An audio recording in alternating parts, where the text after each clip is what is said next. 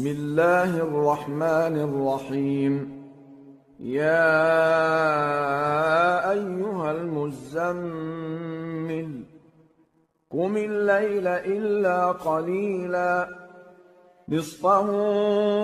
أو انقص منه قليلا أو زد عليه ورتل القرآن ترتيلا إنا سنلقي عليك قولا ثقيلا إن ناشئة الليل هي أشد وطئا وأقوم قيلا إن لك في النهار سبحا طويلا واذكر اسم ربك وتبتل إليه تبتيلا رب المشرق والمغرب لا إله إلا هو فاتخذه وكيلا واصبر على ما يقولون واهجرهم هجرا جميلا وذرني والمكذبين أولي النعمة ومهلهم قليلا إن لدينا أنكالا وجحيما وطعاما ذا غصة وعذابا أليما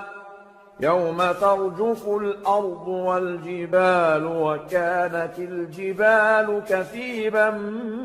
مهيلا إنا أرسلنا إليكم رسولا شاهدا عليكم كما أرسلنا إلى فرعون رسولا فعصى فرعون الرسول فأخذناه أخذا وبيلا فكيف تتقون إن كفرتم يوما يجعل الولدان شيبا السماء منفطر به كان وعده مفعولا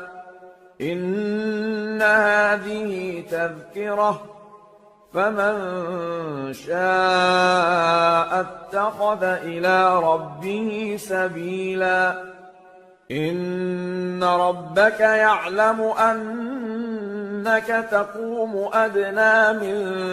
ثلثي الليل ونصفه وثلثه وطائفة من الذين معك والله يقدر الليل والنهار علم أن لن تحصوه فتاب عليكم فاقرؤوا ما تيسر من القرآن علم أن سيكون منكم مرضى وآخرون يضربون في الأرض يبتغون من